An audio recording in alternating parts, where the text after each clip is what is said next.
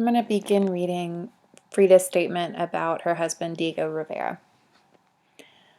I warn you that in this picture I am painting of Diego, there will be colors which even I am not fully acquainted with. Besides, I love Diego so much that I cannot be an objective spectator of him or his life. So she's saying the picture that she's about to paint to him is very specific to her feelings, and it's colored by her feelings of him. So it's not there's like completely factual in all ways. I cannot speak of Diego as my husband because that term, when applied to him, is an absurdity, or it's crazy. He has never been, nor will he ever be, anybody's husband. So she's reminding us again of what we learned last week was that he cheated on her and he basically broke their vow as husband and wife. So she's saying that he's not my husband, and he was actually married many times before he married Frida. So he's perpetually with other people. So he's not anyone's actual husband. I also cannot speak of him as my lover, because to me he transcends by far the domain of sex. And if I attempt to speak of him purely, as a soul, I shall only end up by painting my own emotions, so by telling her own feelings. Yet considering these obstacles of sentiment, I shall try to sketch his image to the best of my ability. So even though she doesn't think that she can give us a very fair or real perspective on him, she's going to do it anyway, and she's going to do it the way that a painter would look at its subject and try to describe it that way. Growing up from his Asiatic type head is fine, thin hair, which somehow gives the impression that it is floating in air. He looks like an immense baby with an amiable but sad-looking face. So he has like an okay face, but like kind of pouty. His wide, dark, and intelligent bulging eyes appear to be barely held in place by his swollen eyelids. They protrude or they stick out like eyes of a frog, each separated from the other in a most extraordinary way. They thus seem to enlarge his vision beyond that of most persons. It is almost as if they were constructed exclusively for a painter of vast spaces and multitudes. The effect produced by these unusual eyes, situated so far away from each other, encourages one to speculate on the old age Oriental knowledge contained behind them. So she's saying his eyes are sticking so far out of his head that he can see far off to the sides, and this makes him seem very knowledgeable and very intelligent to her. And then also that his eyes were constructed just for his painting. If you remember last week, the mural he painted was very long and wide. And so she's saying maybe his eyes help him see all of that side part that normal people wouldn't be able to see. So he can kind of see far off to the side while he's painting in front of him. This is the first comparison that she makes. I want you to keep that in your head as we continue to read. On rare occasions, an ironic yet tender smile appears on his Buddha-like lips. Seeing him in the nude, one is immediately reminded of a young boy frog standing on his hind legs. His skin is greenish white, very like that on an aquatic animal. The only dark parts of his whole body are on his hands and his face, and that is because they are sunburned. His shoulders are like a child's. The word like there makes a simile. So he's a grown adult, but his shoulders are like that of a child. So they're small, they're narrow and round. They progress without any visible hint of angles. Their tapering roundudity rotundity, making them seem almost feminine. So his shoulders are so small that he almost seems like a woman. The arms diminish regularly into small, sensitive hands. It is incredible to think these hands have been capable of achieving such a prodigious number of paintings. So you can't believe that he has these small, delicate hands, but that he's painted so many paintings. Another wonder is that they can still work as inevitable as they do. So, how in the world is he able to still paint with these little tiny hands that are small and delicate? His enormous belly, smooth, tightly drawn, and sphere-shaped, is supported by two strong legs, which are beautifully solid and as classical columns. So she's kind of comparing him to a house here, columns of a house, and then they would be holding up the top of the house.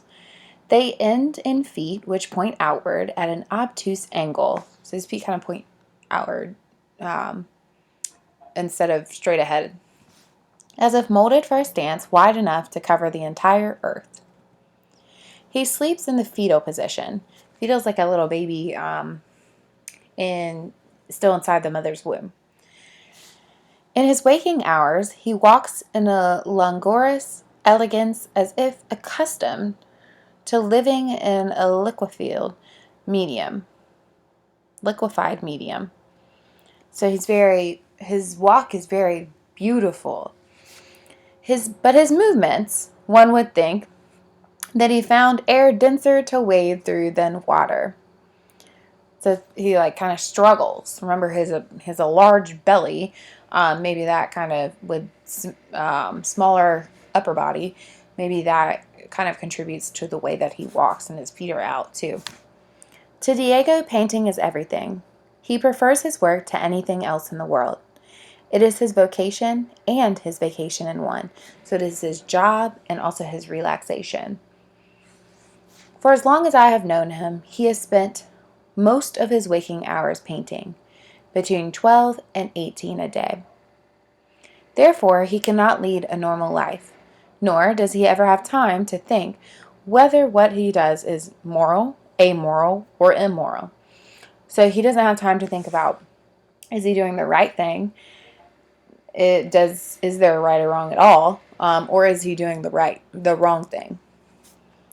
He has only one great social concern: to raise the standard of living of the Mexican Indians, who he loves so deeply. This love he has conveyed in painting after painting. His temperament is invariably a happy one. So he's usually happy. He is irritated by one of two things: loss of time from his work and stupidity. He has said many times that he would rather have many intelligent enemies than one stupid friend. So he doesn't like to waste his time. So let's go down and look at our first question here. How do you think that he felt about her, or how do you think she felt about him based on what she said so far? Do you think that she really loves him and she respects him, or do you think that she thinks that he's stupid? This could go either way. Based on what evidence you provide. So what makes you think so is almost as important as, or it is equally important as, what do you think she feels about him? Because what proof are you having? So I really want you to do that one on your own and provide text evidence for that. The next one, when describing Rivera, what animal did Callow compare his eyes to? So we can go back to a very specific place in the text, and there is one answer for this only. It only goes one way. Our paragraph number 2 tells us the answer to this. His wide, dark, and intelligent, bulging eyes appear to be barely held in place by swollen eyelids. They protrude like the eyes of a frog. Okay, there is our answer there. By this comparison, do you think that she's trying to insult him? Go back to what she says about the eyes.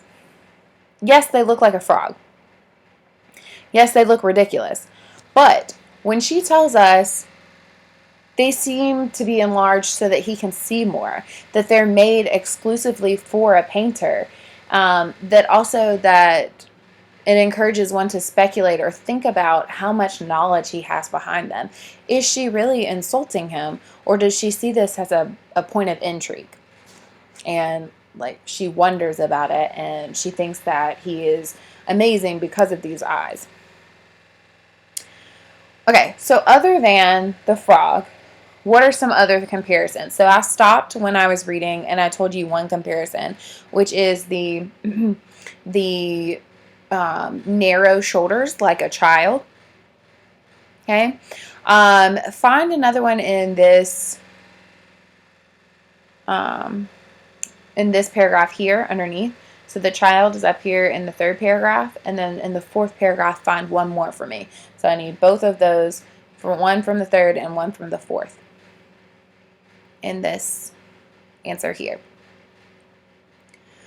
For this next question, we are only reading this part of the text for the final two questions. So in this passage, she uses figurative language to describe him. So she compares him to more than one thing.